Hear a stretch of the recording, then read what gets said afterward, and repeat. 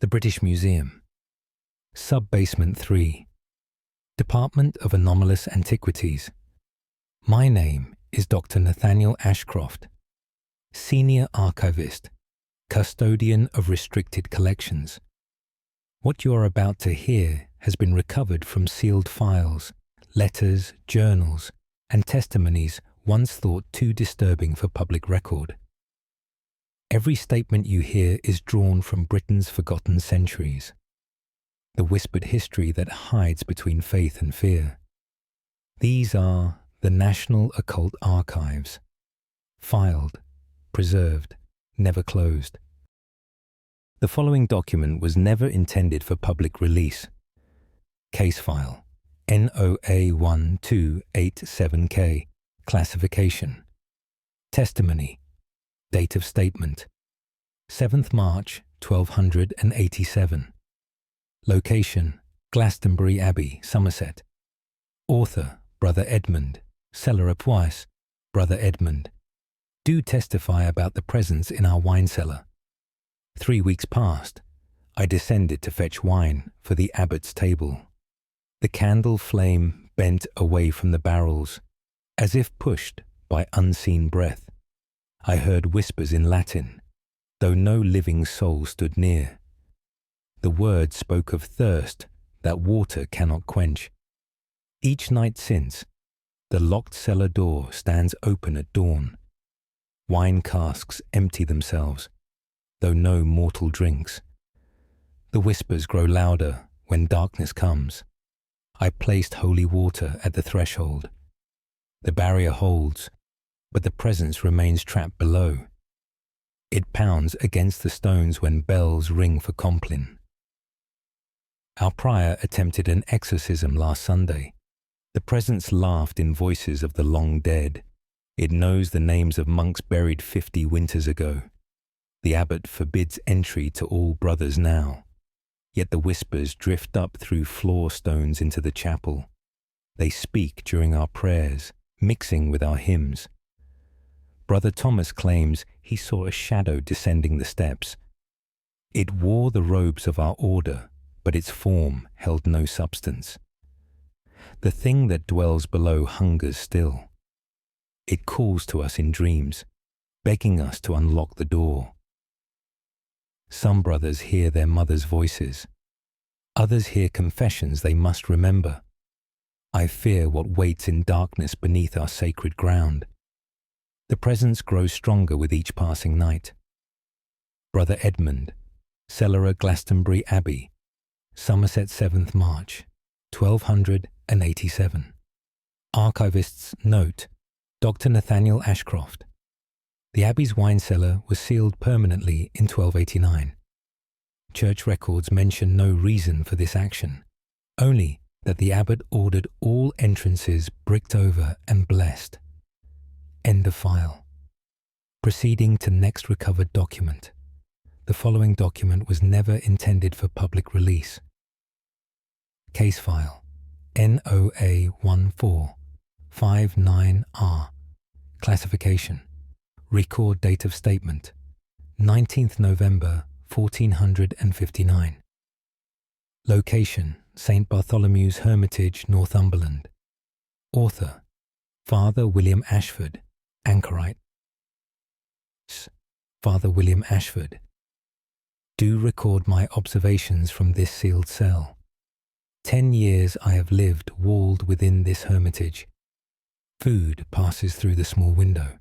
Prayers pass out. No man sees my face, and I see no man entire. Yet something shares this tiny space with me. At first, I believe solitude played tricks upon my mind. Shadows moved when no light source could cast them. My blanket pulled away while I slept. The crucifix turned to face the wall repeatedly. Now I know something dwells here beyond my understanding. It breathes when I hold my breath to listen. Cold spots bloom in corners where no draught enters. My prayers echo back in voices not my own. The presence imitates my speech, but poorly. Words come out twisted, wrong, corrupted somehow. I asked Bishop Morton to bless this cell again. The blessing held for 3 nights only. Then the presence returned, stronger than before. It scratches words on the stone while I sleep. Latin phrases I do not recognize appear each morning. Brother Thomas, who brings my bread, sees nothing unusual. But he will not look directly at my window anymore. He crosses himself twice before approaching now.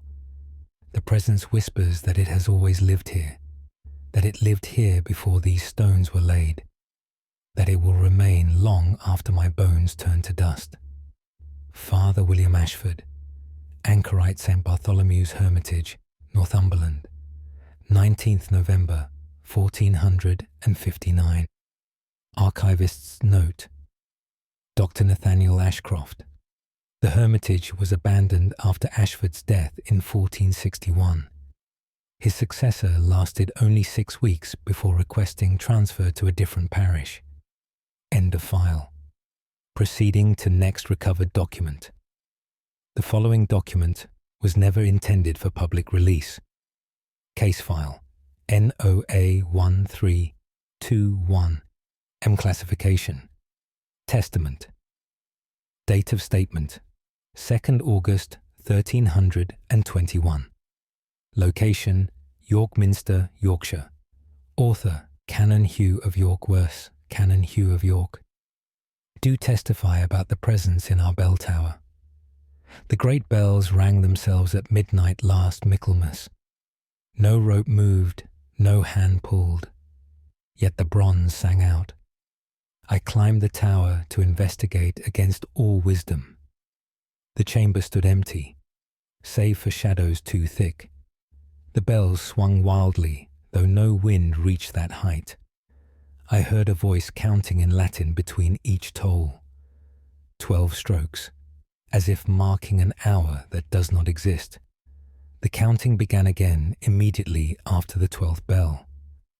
It has not stopped since that night. 3 months past. Day and night, the voice counts endlessly in that tower. We cannot silence the bells now, though we lock them fast. The counting grows louder each week that passes.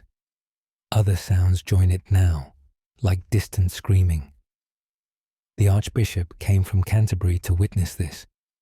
He departed after one night, speaking only of prayer. Young priests avoid the tower stairs entirely. They hear their own names called from above. The counting knows everyone who enters the minster. It speaks our names between the numbers it recites. I mounted the stairs again yesterday at dawn. The presence descended upon me like a crushing weight.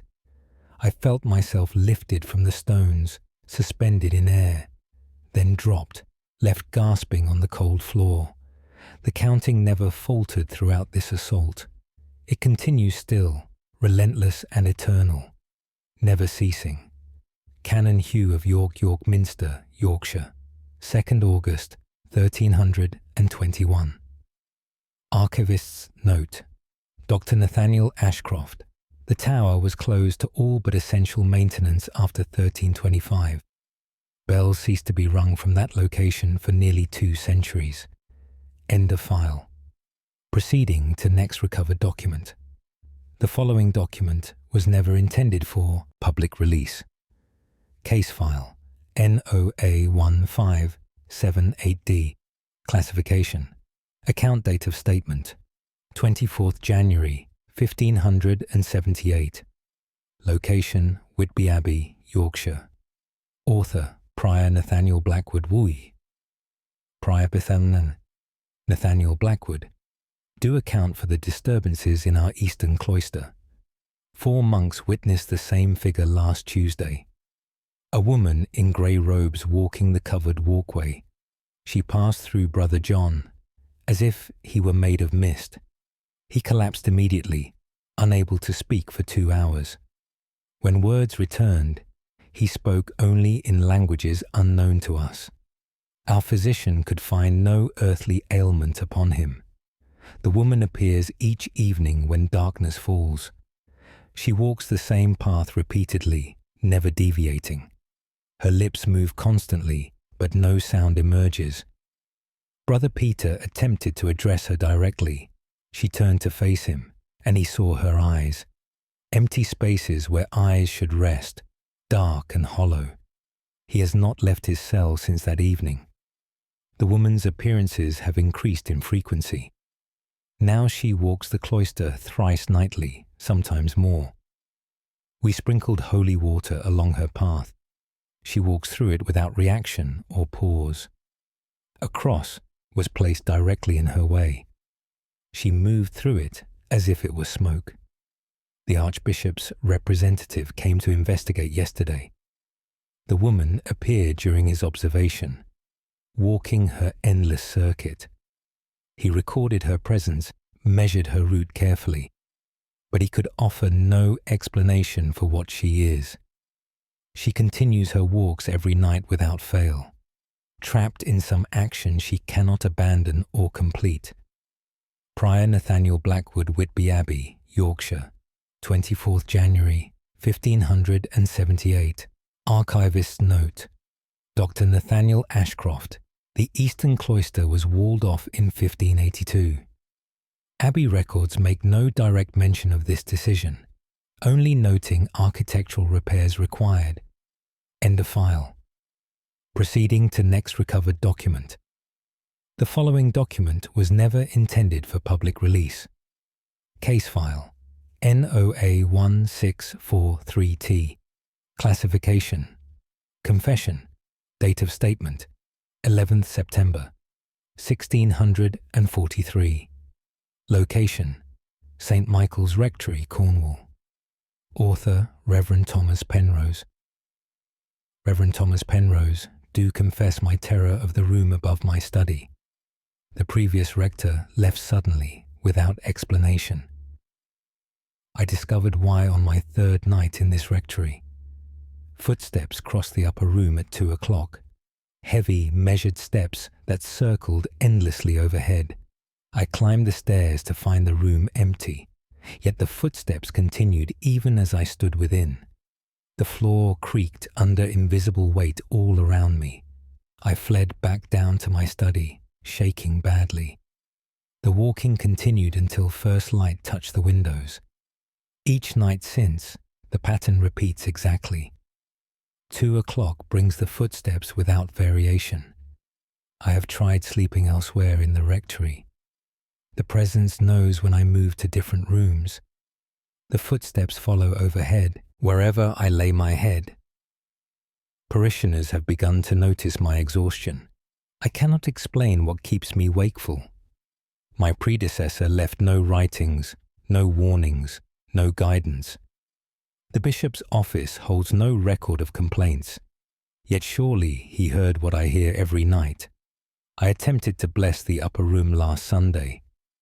The footsteps began during the blessing itself. They circled me while I prayed, faster and faster. I felt breath upon my neck, though I stood alone. The presence mocks my faith with its persistence. I fear I cannot endure much longer under this burden.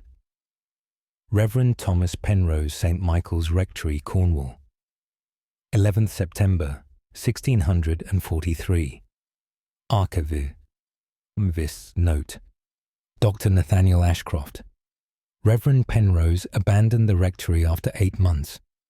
5 subsequent rectors lasted no longer than a year each before requesting transfers. End of file. Proceeding to next recovered document. The following document was never intended for public release. Case file NOA 1295WW classification. Testimony. Date of statement 3rd December 1295. Location Durham Cathedral, Durham. Author Bishop Richard of Durham I. Bishop Richard of Durham, do testify about the crypt beneath our sanctuary. Monks reported hearing Latin chanting from below the altar. I descended with 3 canons to investigate. The air grew colder with each step downward. Our breath became visible, though winter had not yet arrived. The chanting grew louder as we approached the oldest tombs. Multiple voices joined in sacred verses, perfectly synchronized. Yet the crypt held only ancient stones and silence. The moment we entered the burial chamber, all sound ceased, then began again the instant we turned to leave. We stood in darkness, listening to invisible monks at prayer. The chanting matched our evening vespers exactly. Canon William recognized the melody from 50 years past, a version of the liturgy no longer used in our services. The voices knew prayers abandoned before my birth. We attempted to join the chanting, adding our own voices. The invisible monks stopped immediately when we sang. Silence held until we finished our prayer. Then they resumed as if we had never interrupted. I placed my hand upon the wall to steady myself. The stone vibrated beneath my palm with each word sung. The very walls resonated with these phantom prayers. We left the crypt and sealed the entrance with the abbot's blessing. But the chanting drifts up through the floor during services. Faint, persistent, eternal, the voices continue their devotions below. Bishop Richard of Durham, Durham Cathedral. Durham, 3rd December 1295. Archivist's note. Dr. Nathaniel Ashcroft. The crypt entrance remains sealed. Cathedral records note that some worshippers report hearing dual services during liturgy, one earthly and one from below. End of file. Proceeding to next recovered document. The following document was never intended for public release. Case file NOA1712P. Classification. Journal entry. Date of statement 16th May 1712. Location: Bodmin Moor, Cornwall. Author: Father James Hartley, travelling priest, Bois, Father James Hartley. Do record my encounter upon the moor. My horse refused to proceed beyond a certain stone marker. No amount of urging could move the creature forward. I dismounted to investigate what frightened the animal so. The air changed as I passed the stone, growing thick. Each breath required effort, as if the atmosphere resisted me. I saw a figure ahead, kneeling in the heather, a monk in brown robes, head bowed in prayer. I called out a greeting, but received no response. As I approached, the figure began to fade, not disappearing quickly, but slowly becoming translucent. I could see through him to the landscape beyond, yet he continued his prayers, oblivious to my presence. I stood close enough to touch his shoulder. My hand passed through cloth and flesh as if through fog. The monk's lips moved in prayer I could not hear. His hands remained clasped before him, unchanging. I circled him completely, observing from all sides. He cast no shadow despite the afternoon sun. No wind disturbed his robes, though gales swept the moor. I attempted to pray alongside him, matching his rhythm. His form solidified slightly when my prayer joined his, but when I ceased, he faded once more. I remained until darkness approached, watching him pray. He never moved, never wavered, never acknowledged my presence. When I departed, my horse still refused to approach that spot. Father James Hartley, travelling priest, Bodmin Moor, Cornwall, 16th May, 1712. Archivist's note. Dr. Nathaniel Ashcroft. Local tradition speaks of a monk who died on the moor in 1347, though no records confirm this. The stone marker Hartley mentioned has since disappeared. End of file. Proceeding to next recovered document. The following document was never intended for public release. Case file NOA1534L. Classification. Report date of statement 28 February 1534. Location: Canterbury Cathedral, Kent. Author Archdeacon William Carey Thirst. Archdeacon William Carey. Do report on the disturbance in the martyrdom transept. Pilgrims have witnessed a presence near the site where Archbishop Becket fell. A shape that holds no form, dark against the darkness. It appears most frequently during evening prayers. The temperature drops noticeably when it manifests. Candle flames bend away from it, as if fleeing. Those who approach too closely report feeling tremendous sorrow. One woman collapsed, weeping uncontrollably for an hour. She claimed she felt all the pain of that ancient murder. The presence does not move from its position. It simply exists, hovering above the stones, darker than shadow, colder than winter stone. Our sacristan refuses to enter the transept after sunset.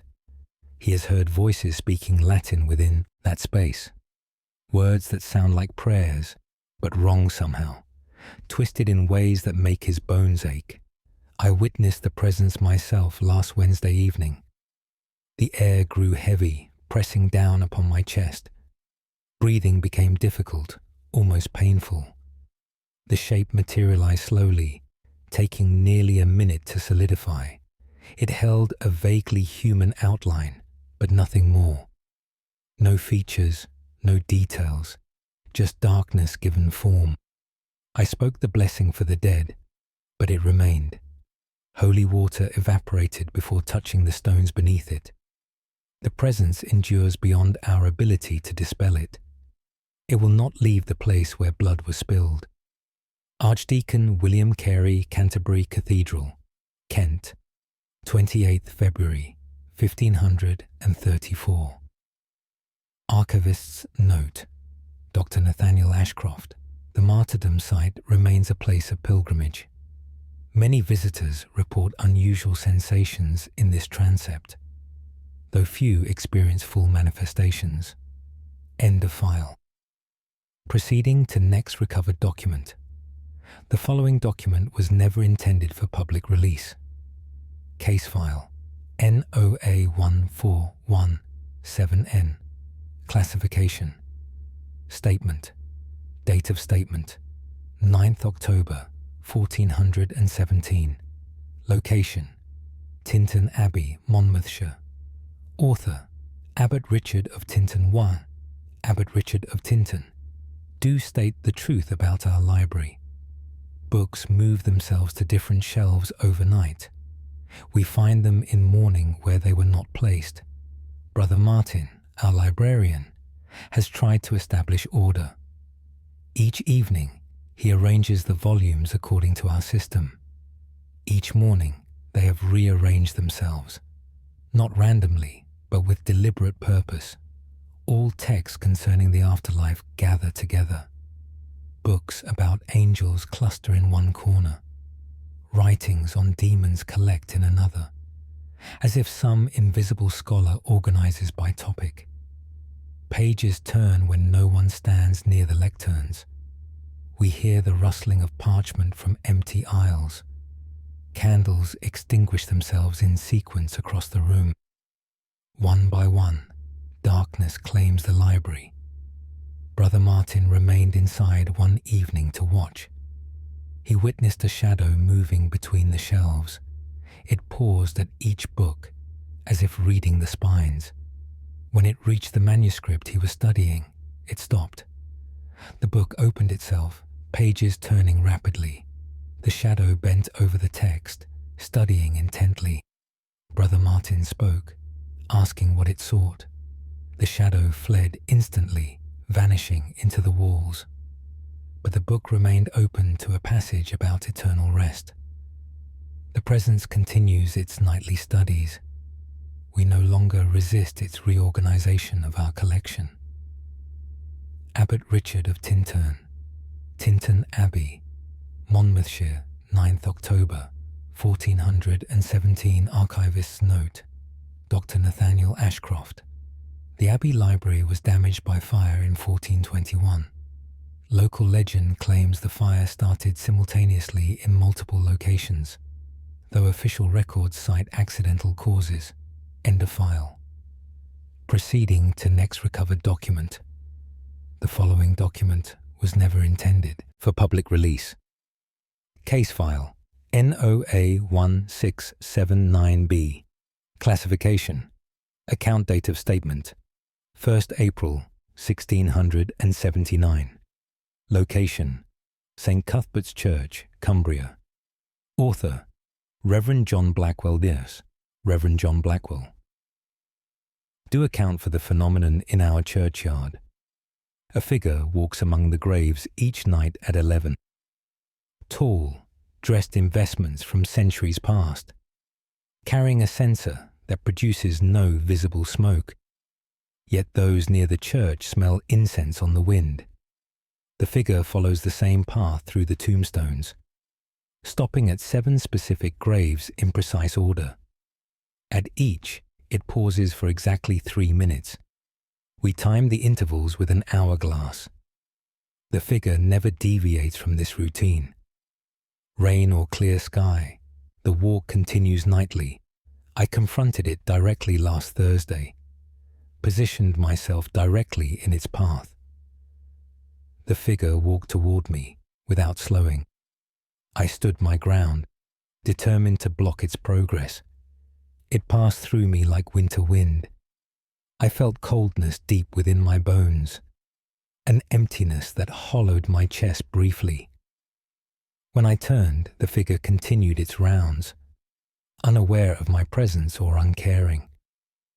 The 7 graves it visits hold monks, brothers who lived here 400 years ago, long before this church replaced their monastery. The figure wears their order's habit, we believe, conducting some ritual it cannot abandon, bound to this earth by duty still incomplete. Reverend John Blackwell, St. Cuthbert's Church, Cumbria, 1st April 1679. Archivist's note, Dr. Nathaniel Ashcroft.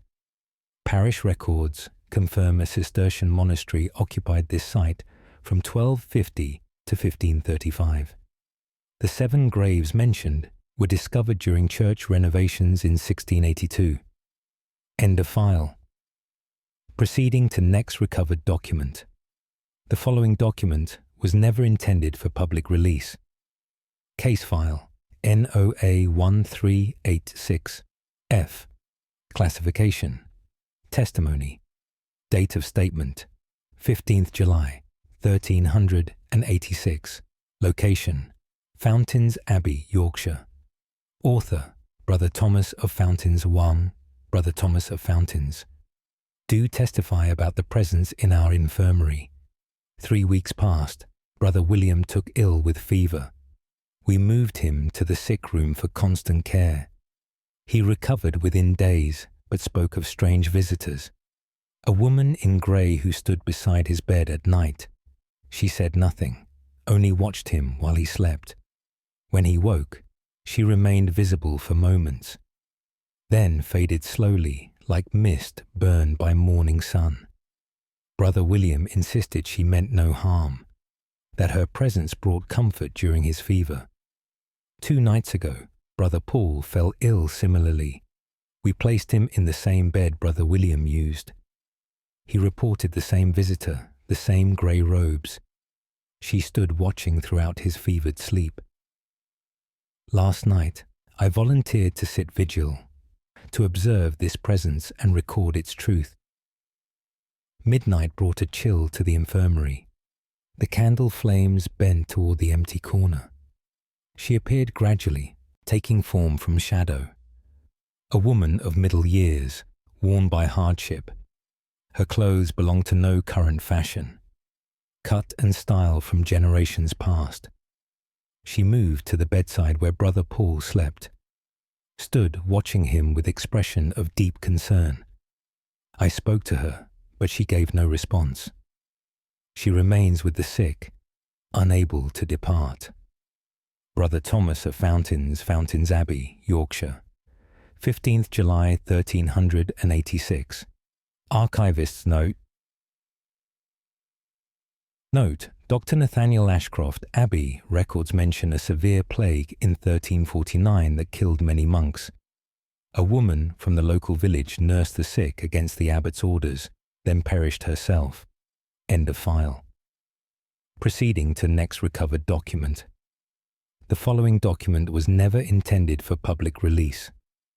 Case file NOA156-2H. Classification. Record date of statement 22nd November. 1562. Location Lincoln Cathedral, Lincolnshire. Author Canon Edward Martindale. Canon Edward Martindale do record events within our chapter house. The stone benches remember those who sat there, or so it seems by what we witness daily. Indentations appear on the empty seats, as if invisible weight presses down upon them. The marks form one by one during morning chapter. 13 depressions matching 13 long-dead canons. They appear in order of seniority, just as protocol demands. We hear no sounds, see no forms, only the stone yielding to phantom presence. Brother Simon placed parchment on the benches. The paper crumpled under unseen pressure. Brother David sprinkled ash across the seats. Handprints appeared, pressed into the dust. Prints of palms and fingers clear and distinct. The dean conducted services in the chapter house. The depressions formed during his sermon, appearing before his eyes, undeniable evidence. We do not know if they hear our modern discussions, if they approve or disapprove of our decisions. The depressions remain for the length of chapter, then fade slowly once we depart the chamber. I have sat beside these phantom presences. The air feels different where they manifest, colder, somehow heavier, more still, as if time itself behaves differently there.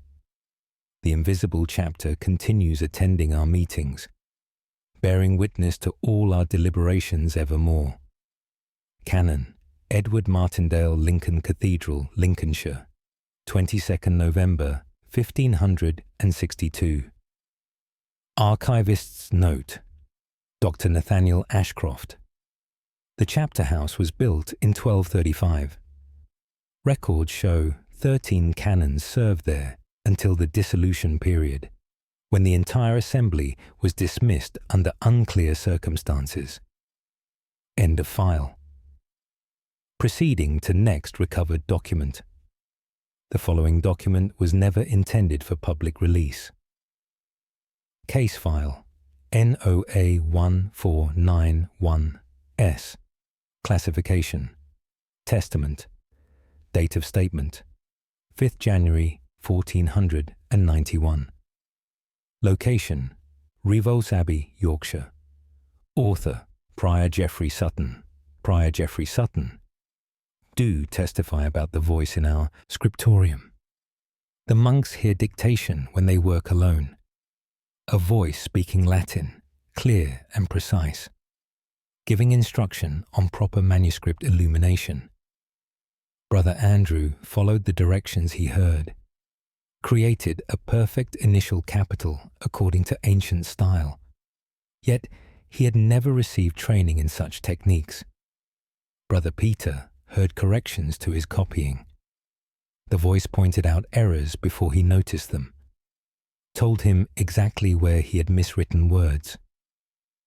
I sat in the scriptorium for 3 hours yesterday, listening, waiting for this mysterious instructor.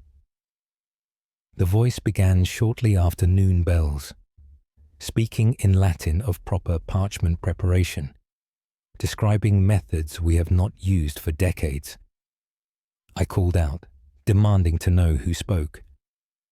The voice paused, then continued its lesson, ignoring my presence entirely, focused on instruction. The words came from no single direction. They filled the room equally from all sides. I searched the chamber thoroughly, finding nothing, no hidden space where someone might conceal themselves. Yet the voice persisted in its teaching, patient, thorough, demanding excellence in every stroke. The monks have grown accustomed to this presence. They work better when the voice provides guidance. Our manuscripts have achieved unusual quality recently, as if trained by a master from centuries past. Prior Geoffrey Sutton, Rievaulx Abbey, Yorkshire, 5th January 1491.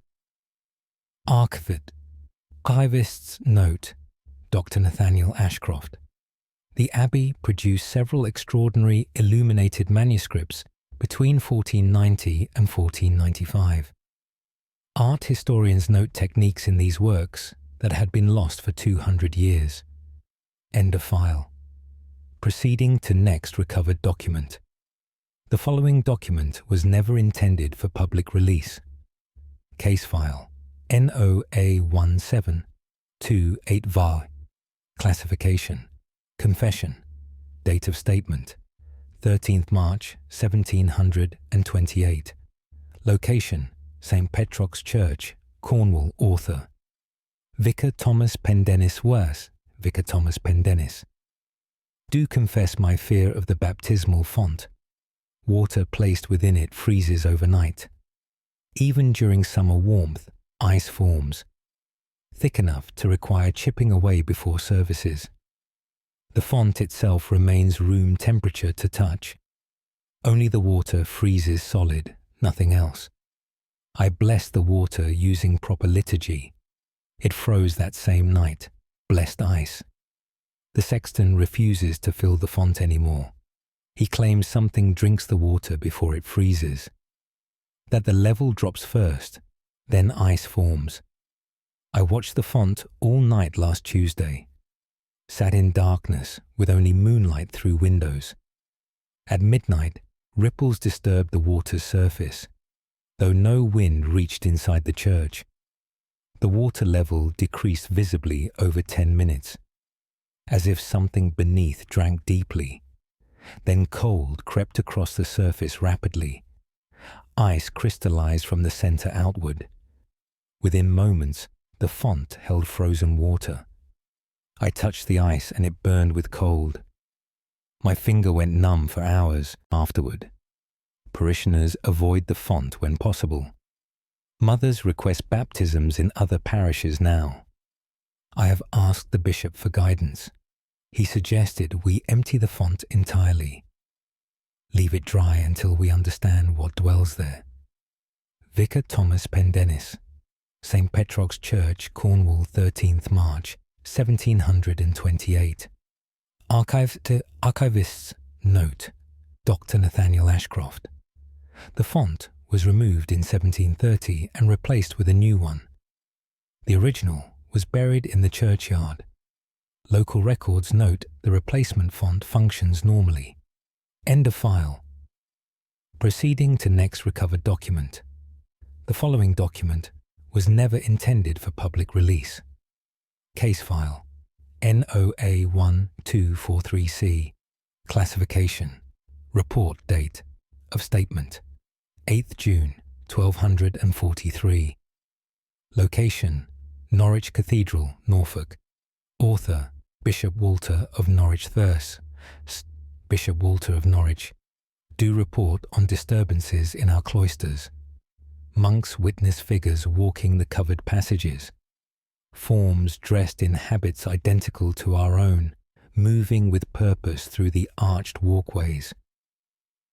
Yet when approached, these forms vanish instantly. Brother Michael passed such a figure last Thursday. He greeted his fellow monk with customary blessing. The figure turned toward him without responding. Brother Michael saw its face held no features, smooth as polished stone, blank and terrible. He fled to the chapel, trembling violently.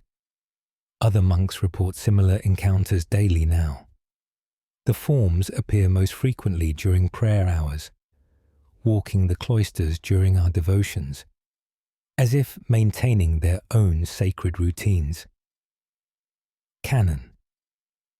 Peter attempted to block one's path, stood firmly, demanding it identify itself. The figure walked through him without slowing. He felt intense cold penetrate his very core, was unable to move for several minutes after. We have asked all monks to avoid the cloisters, but the figures continue their constant circulation. They walk day and night without rest, following paths worn smooth by centuries of feet. I wonder if they are monks from our past, trapped in routines that death could not break, still walking, still praying, still serving somehow. Bishop Walter of Norwich Cathedral, Norfolk, 8th of June, 1243. Archivist's note. Dr. Nathaniel Ashcroft. The cathedral cloisters were extensively rebuilt in 1250. Construction workers reported numerous incidents similar to those described by Bishop Walter. End of file. Proceeding to next recovered document. The following document was never intended for public release. Case file NOA 1615G. Classification. Account date of statement 27th September 1615. Location Ely Cathedral, Cambridgeshire. Author Dean Francis Woodward Ware. Dean Francis Woodward do account for strange echoes in Our Lady Chapel. Every word spoken returns distorted after 3 seconds. Not a simple echo, but altered speech. The same words, yet spoken in different voices. Sometimes male becoming female, sometimes young becoming old. Whispers return as shouts, prayers return as curses. Yet the distortions maintain meaning somehow. Brother James said morning prayers there yesterday. His voice returned in a woman's tone, speaking his exact Latin phrases perfectly. The sacristan sang a psalm during cleaning. The echo sang it back in harmony. A second voice joining in perfect counterpoint. The dean's assistant read scripture aloud. 3 different voices repeated his reading, overlapping, creating chaos from holy text. I tested this phenomenon myself this morning. Spoke a simple blessing into the silence. My voice returned in tones of 3 men, all different ages, all speaking my words. The effect persists regardless of time or place within the chapel. Every section produces these transformed echoes. The stone walls remember voices they have heard. They repeat them back in forms we cannot explain. Congregants complain of confusion during services. Their prayers return as alien sounds. We may need to cease using this chapel entirely. Dean Francis Woodward, Ely Cathedral, Cambridgeshire, 27th September 1615. Archivist's note. Dr. Nathaniel Ashcroft acoustic studies conducted in 1823 found unusual resonance properties in the Lady Chapel. Modern analysis attributes this to architectural features, though this does not explain voice alterations. End of file. Proceeding to next recovered document. The following document was never intended for public release. Case file NOA 1358Q. Classification. Journal entry. Date of statement 4th December 1358. Location Sherwood Forest, Nottinghamshire. Author Father Malcolm Gray. Itinerant priest. Father Malcolm Gray. Do record my experience within Sherwood Forest. I sought shelter during a terrible storm. Found an old chapel, abandoned but still standing. The roof remained intact, offering protection. I entered gratefully, shaking off rain.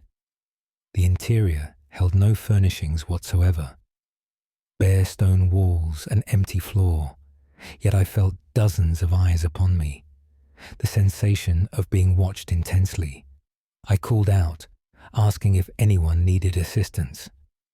My voice echoed strangely, lasting too long. Then other voices answered from all directions, whispering my name, though I had not given it. They knew me somehow, these invisible speakers, knew my sins, my fears, my secret thoughts. They spoke of deeds I had never confessed, actions I had hidden even from myself. The whispers grew louder, more insistent, demanding I acknowledge what I had done. I tried to leave, but the door would not open, though I had entered easily moments before. The whispers surrounded me, pressing close. I felt breath on my face from empty air. Cold hands touched my shoulders, my back, my head. I prayed aloud, shouting prayers over the whispers. Suddenly, the door flew open, and I escaped. The chapel remains, but I will never return there. Father Malcolm Gray, itinerant priest, Sherwood Forest, Nottinghamshire. 4th December, 1358. Archivist's note. Dr. Nathaniel Ashcroft. Local records mention a chapel in Sherwood dedicated to St. Jerome. It was abandoned after 1320 due to unexplained events. The structure collapsed in 1412. End of file. Proceeding to next recovered document. The following document was never intended for public release. Case file NOA1594Y. Classification. Testimony. Date of statement. 17th August 1594. Location. Westminster Abbey, London. Author. Canon Robert Harley the verse. Canon Robert Harley do testify about the presence near Poet's Corner. A shadow falls across certain graves at noon, cast by nothing we can observe. The sun shines brightly, yet darkness pools there, dark enough to read by candlelight in daylight. The shadow moves with the sun's position, but maintains its presence regardless of weather. On cloudy days the shadow deepens further, darker than any natural darkness should be. Canon Williams placed a white cloth over the spot. The shadows showed through the fabric clearly, as if the cloth did not exist at all. We marked the shadow's extent with chalk. It covers 3 graves precisely, all belonging to poets who passed in the same year. 1472 saw them all depart. Now something marks their resting places permanently. Visitors complain of feeling sorrow near those graves, an overwhelming sadness that appears without warning. Some weep without understanding why. Others feel compelled to compose verses. Words come to them unbidden, demanding expression. The shadow seems to inspire poetic thought, yet the inspiration carries weight of grief, as if the dead poets share their sorrow. Through this persistent shadow that will not lift. Canon Robert Harley, Westminster Abbey, London, 17th August 1594. Archivist note. Dr. Nathaniel Ashcroft.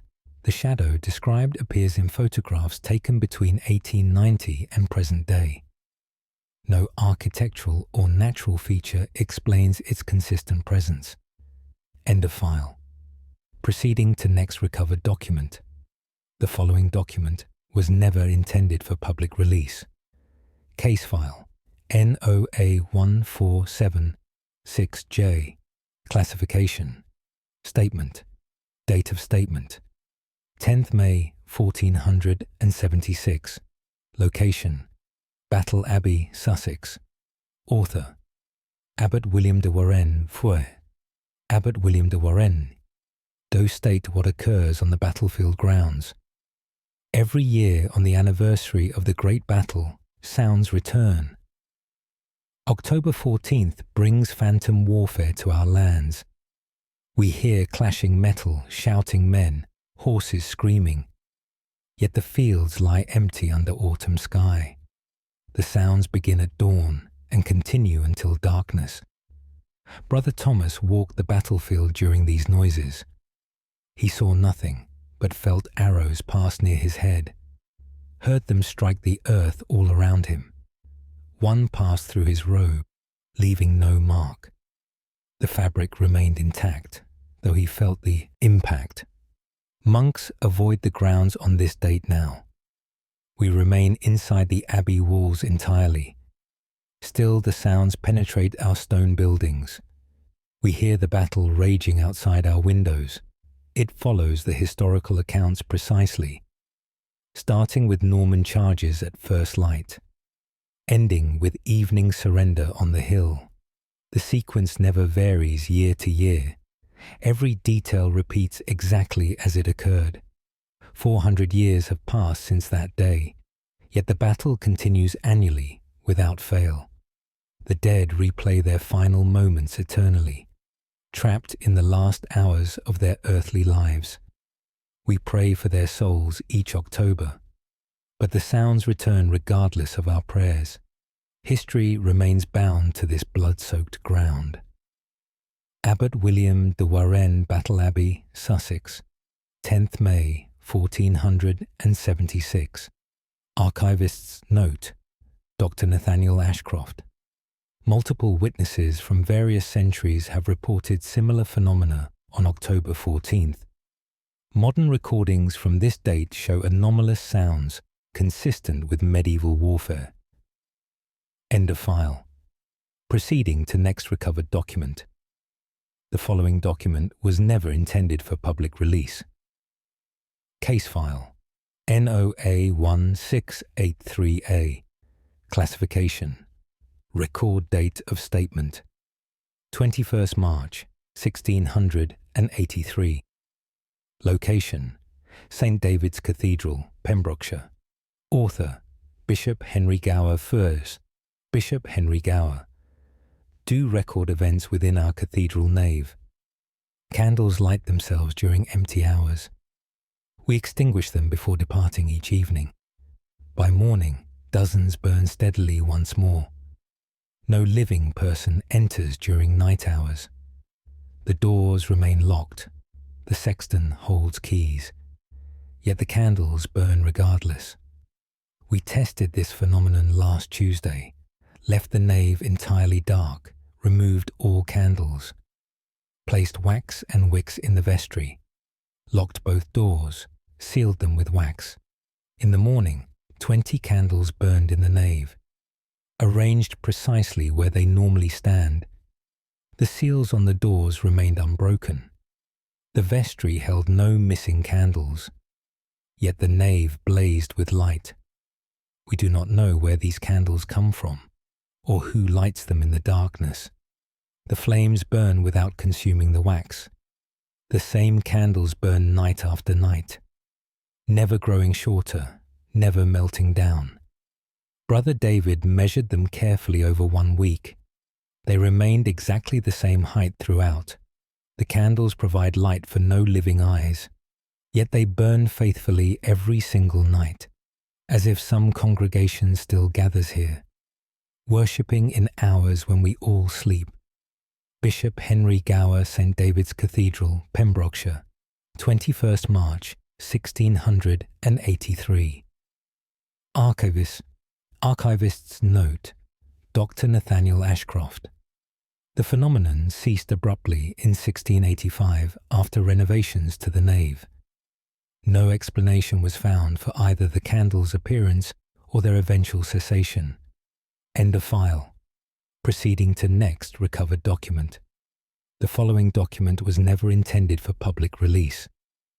Case file NOA 1217E. Classification. Testament. Date of statement 6th July 1217. Location: Lindisfarne Priory, Northumberland. Author: Prior Edmund of Lindisfarne Befers. Prior Edmund of Lindisfarne do testify about our ancient library. Books fall from shelves without cause, not tumbling randomly but placed carefully on tables, open to specific pages that contain important passages.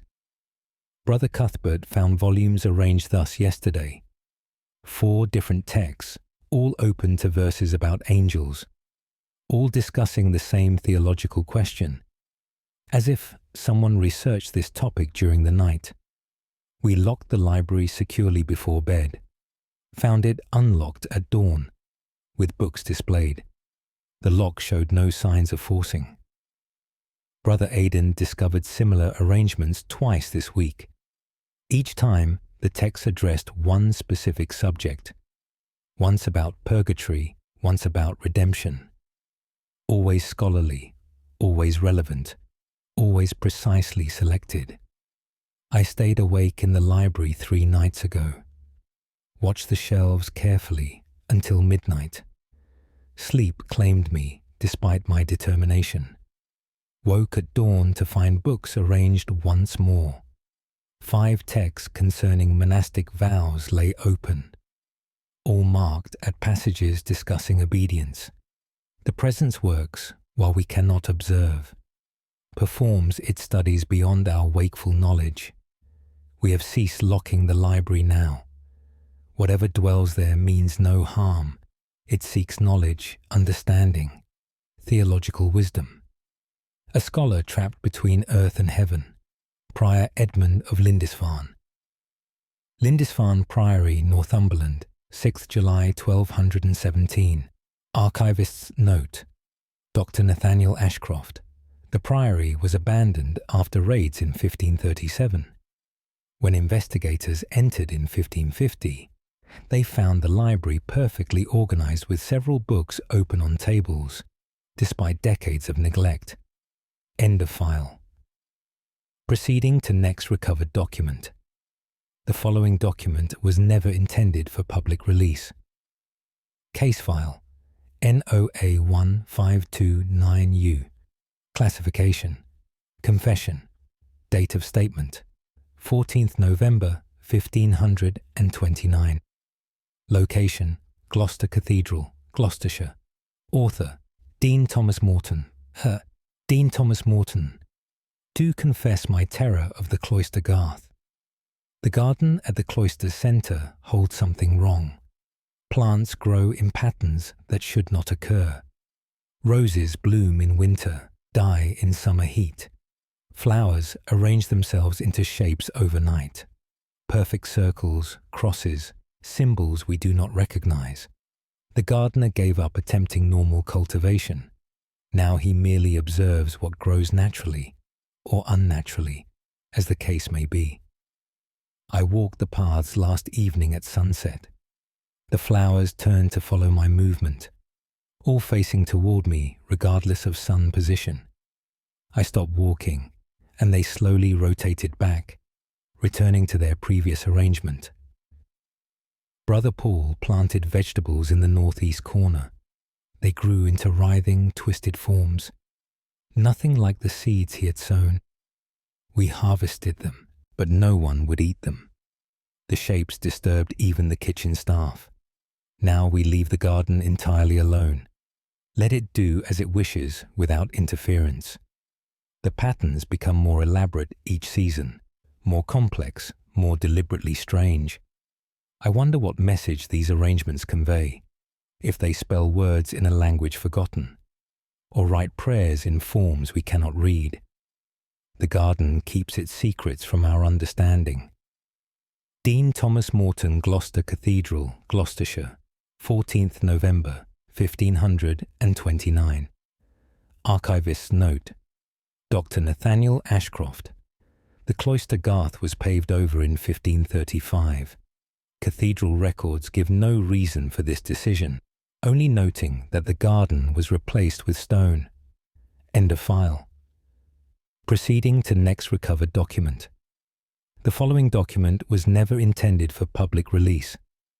Case file NOA 1741Z. Classification. Account date of statement 2nd February 1741. Location: St. Paul's Cathedral, London. Author: Canon James Thornbury First. Canon James Thornbury. Do account for whispers in the Whispering Gallery.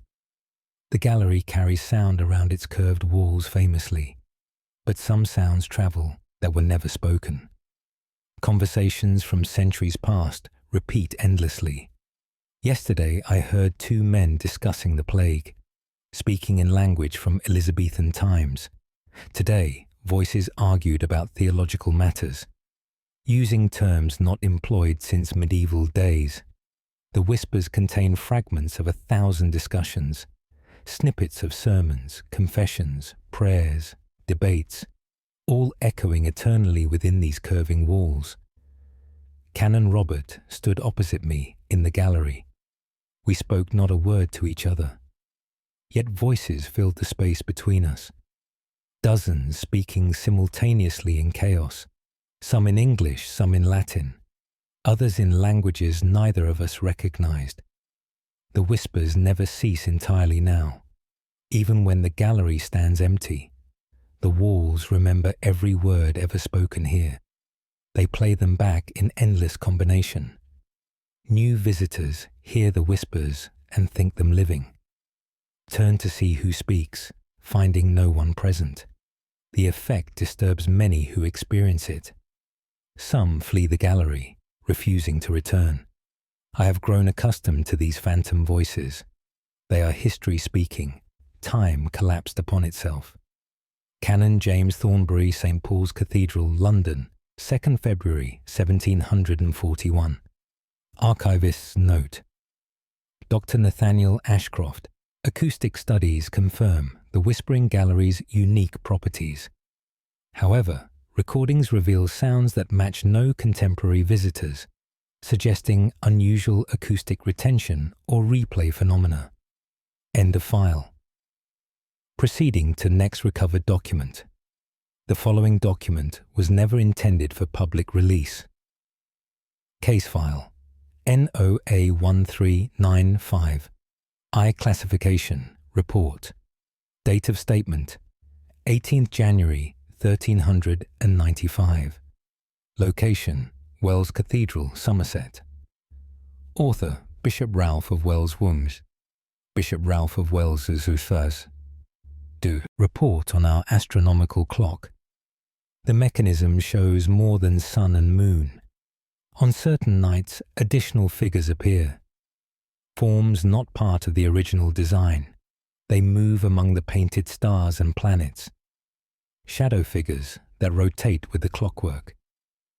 Brother Andrew first noticed them during Matins. A 13th figure orbiting beyond the 12 apostles. Dark, undefined, moving counter to the clock's motion. By morning, only 12 figures remained visible. Canon Thomas stayed to watch through the night, counted 14 shadow forms at midnight, 13 by the hour of 1, 12 remained by dawn's arrival.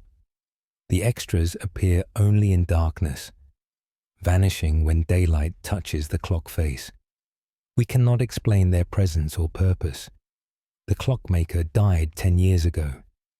His apprentice knows nothing of shadow figures. The original designs show only the standard elements. Yet something else inhabits the mechanism now, something that follows its own time, moving backward while the world moves forward. I wonder if these figures count days, marking time until some appointed moment, when all 13 shall appear together permanently. What event do they await in their endless turning? Bishop Ralph of Wells Cathedral, Somerset, 18th January, 1395. Archivist's note, Dr. Nathaniel Ashcroft. The Wells Cathedral clock was restored in 1390.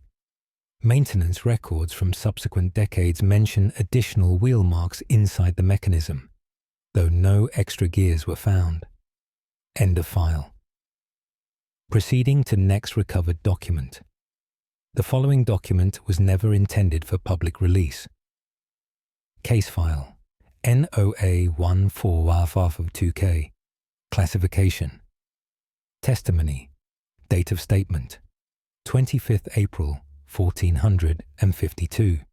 Location St. Albans Cathedral, Hertfordshire.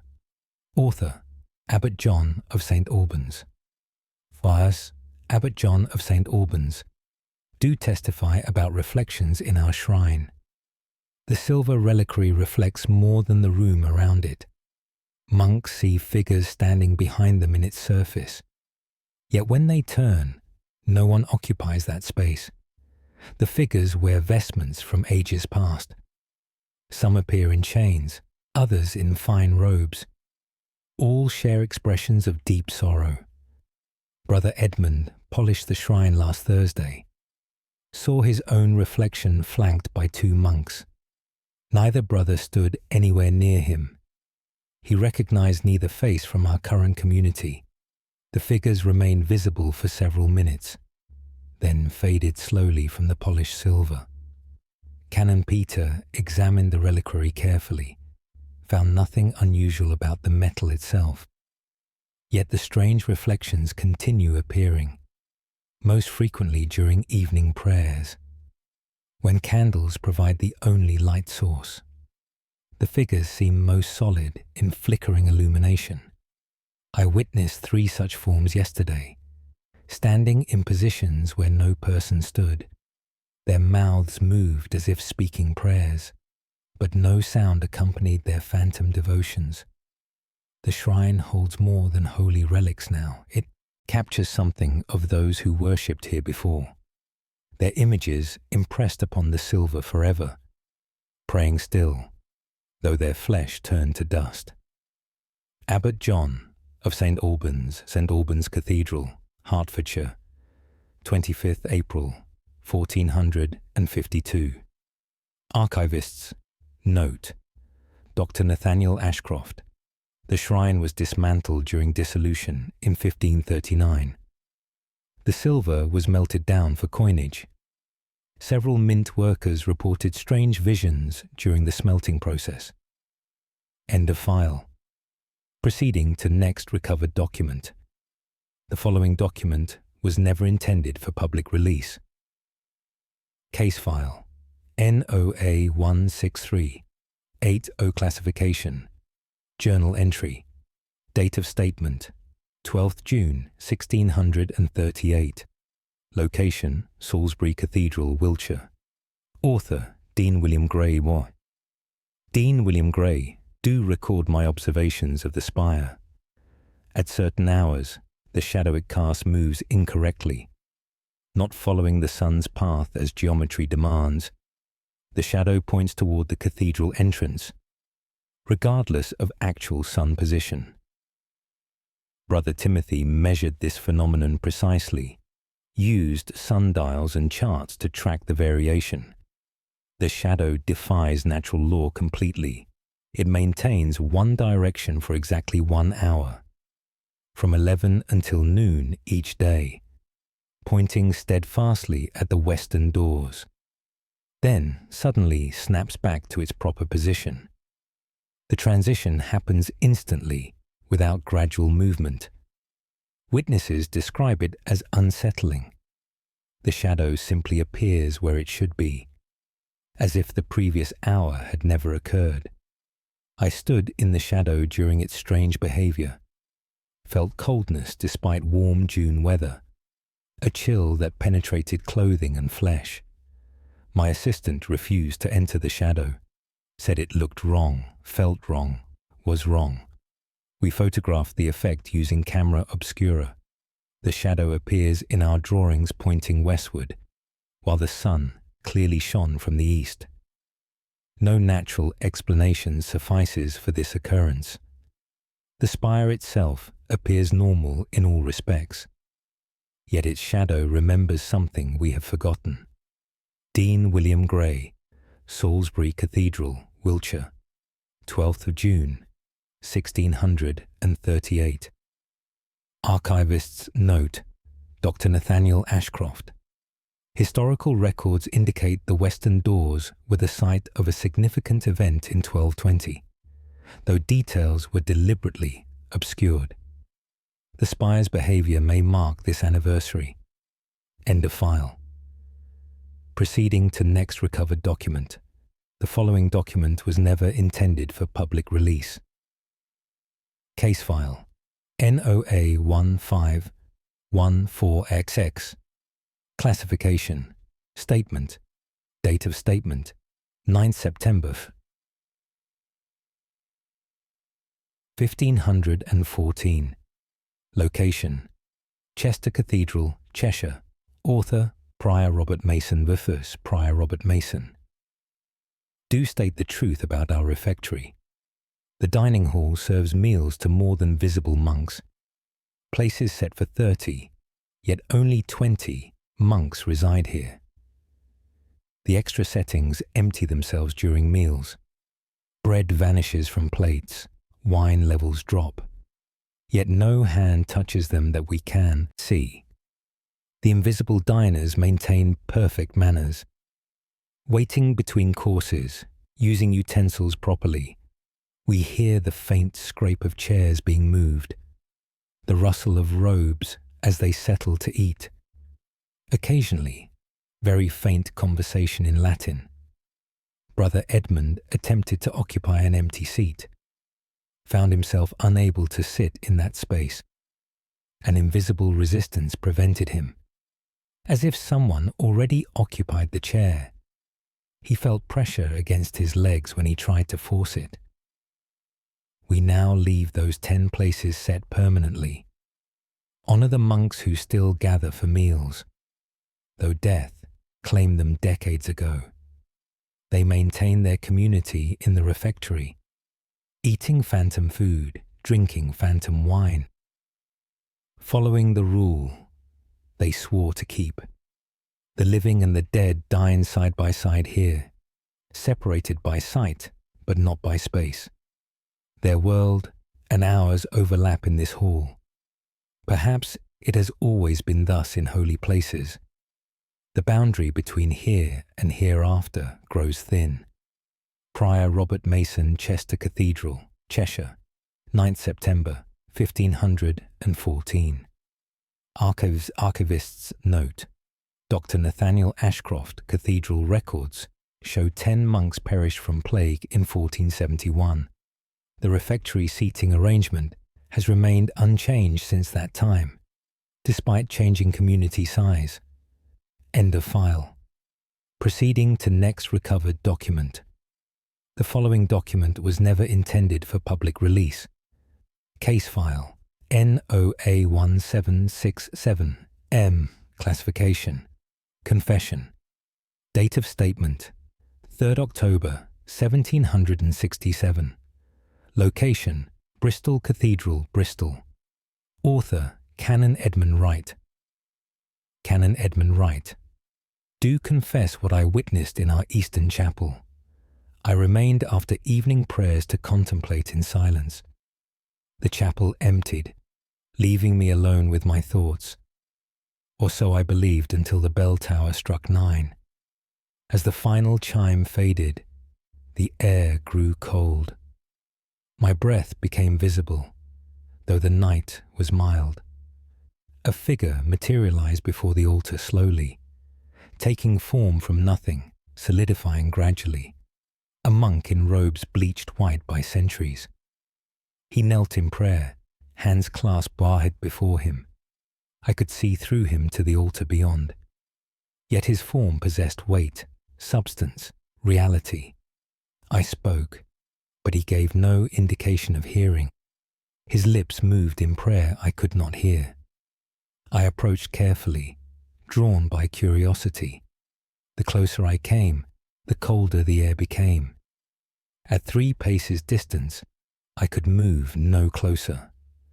An invisible barrier held me back, like pushing against water, yielding but firm. The monk continued his prayers for 20 minutes, never moving except his lips in devotion. Then he faded as slowly as he had appeared, becoming translucent, then transparent, then gone. The warmth returned to the chapel immediately. I remained shaking, overwhelmed by what I had seen. The dead still pray in this place faithfully, their devotions outlasting their mortal flesh. Canon Edmund Wright, Bristol Cathedral, Bristol, 3rd October, 1767. Archivist. Archivist's note. Dr. Nathaniel Ashcroft parish records identify several monks named Edmund who served the cathedral between 1450 and 1550. One died while praying in the Eastern Chapel in 1497. End of file. Proceeding to next recovered document. The following document was never intended for public release. Case file NOA 1489R classification. Account date of statement 16th December 1489. Location Exeter Cathedral, Devon. Author Bishop Peter Courtney. Bishop Peter Courtney. Do account for music heard in our cathedral. Hymns play when no choir sings, no organ sounds. The music comes from everywhere and nowhere simultaneously. Beautiful beyond human capability, perfect in every note. It begins at midnight and continues until dawn. Monks wake to hear these heavenly voices. Some weep at the beauty they describe. Others fall into trances, listening with rapture. Canon James recorded the melodies carefully, wrote them down exactly as his ear received them. When our choir attempted to perform them, they failed. The notation required ranges beyond human voices. Harmonies that should clash instead created beauty. Intervals that theory declares impossible to sing. The invisible choir performs what mortals cannot. Brother Simon researched our archives thoroughly, found accounts of similar music from 200 years ago. Bishop John mentioned it in his private journals, describing the same supernatural perfection, the same impossible beauty that transcends earthly song. We do not know who sings these midnight hymns, angels perhaps, or souls in eternal praise. The music never varies in its perfection, never falters, never weakens, never ends. It simply ceases at dawn's first light, leaving us in silence until the next midnight, when the invisible choir returns to sing once more. Bishop Peter Courtney, Exeter Cathedral, Devon, 16th December 1489. Archivist's note. Dr. Nathaniel Ashcroft. The musical notations Canon James preserved remain in cathedral archives. Modern musicians confirm the compositions contain intervals and progressions that should not work, yet somehow do. End of file. Case closed to public record. The original document remains sealed within the vaults of the British Museum. Further access requires written authorization or curiosity strong enough to ignore the warnings. Until next time, these are the National Occult Archives.